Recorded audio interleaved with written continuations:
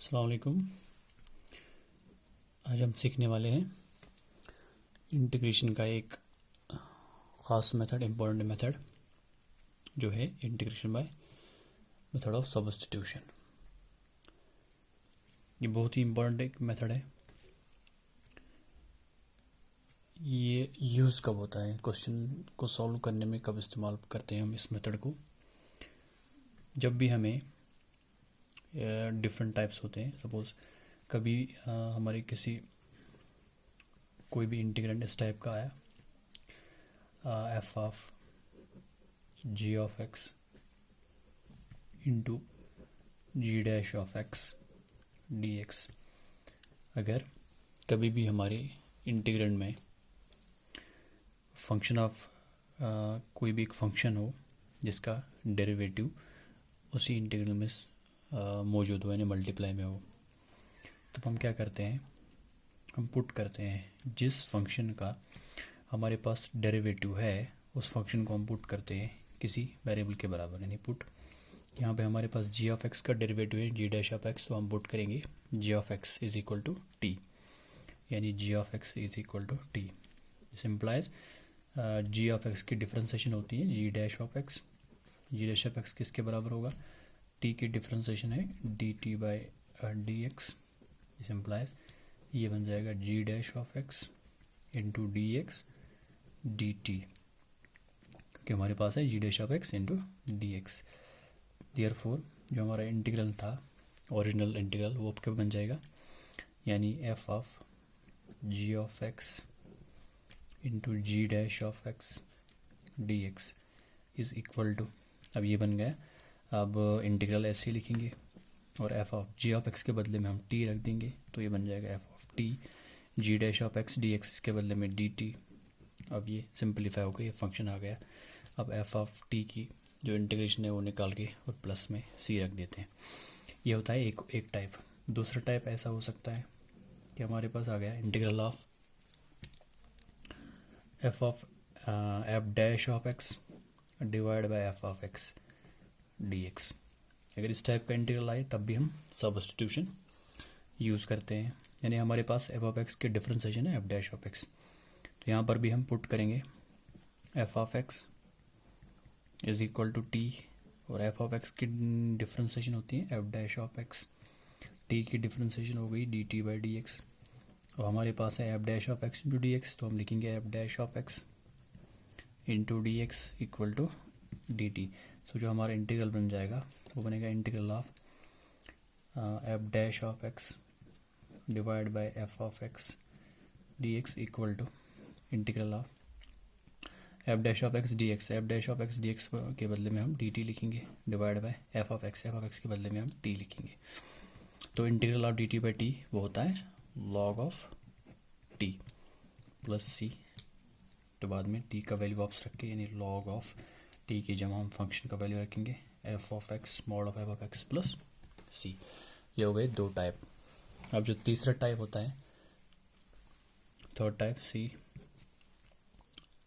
Suppose हमारे पास कोई एक फंक्शन है, function power sum n, integral of एक function f of x raised power n into f dash of x d x. कोई एक function है जिसका डेरिवेटिव हमारे पास मौजूद है, लेकिन फंक्शन का कोई एक पावर है, तो यहाँ पर भी हम इस फंक्शन को पुट करके, यानी put f of x equal to t, this implies f dash of x d x equal to d t.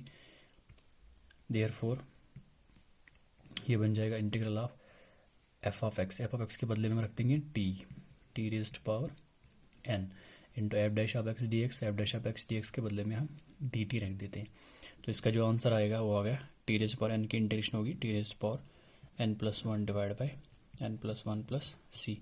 सो अब टी की जगह टी का वैल्यू रख देते हैं, वो है एफ ऑफ एक्स, तो आ गया answer f of x raised to the power n plus one divide by n plus one plus सी।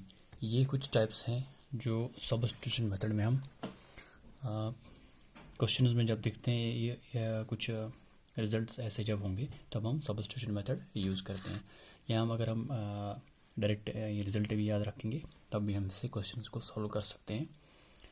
कभी भी हमारे पास किसी भी फंक्शन में किसी भी इंटीग्रल में इस टाइप का कोई भी इंटीग्रल दिखे तो हमारे पास क्या है कि function of g of x एक जी डैश ऑफ एक्स यानी इसका डेरिवेटिव हमारे पास मौजूद है। यानी फंक्शन में जिस कंपोजिशन फंक्शन है इसका एक डेरिवेटिव मौजूद है हमारे पास, तो जिसका डेरिवेटिव मौजूद है उसी को हम पुट करते हैं टी के बराबर। यानी इसका जो आंसर आएगा वो आएगा हमारे पास f of t d t. यानी इंटीग्रेशन करके इसका आंसर आ गया एफ ऑफ टी। जो भी फंक्शन होगी उसकी हम इंटीग्रेशन करके प्लस सी लगा देंगे और टी की जगह वापस अपना वैल्यू और रख देते हैं। दूसरा टाइप जो होता है f dash of x divide by F of x. यानी जब भी हम किसी भी इंटीग्रेंड में देखें कि किसी भी फंक्शन डिनोमिनेटर में है और इसका जो डेरिवेटिव है वो न्यूमरेटर में है, तो आंसर क्या होता है? आंसर होता है लॉग ऑफ द डिनोमिनेटर। यानी जो भी डिनोमिनेटर फंक्शन है जिसका डेरिवेटिव मौजूद है उसका log of that function plus c. और थर्ड टाइप में हमने देख लिया कोई एक फंक्शन है जिसका कोई पावर है, बट यहाँ पे याद रखना कि n की वैल्यू -1 के अलावा कुछ भी हो सकता है, -1 नहीं हो सकता।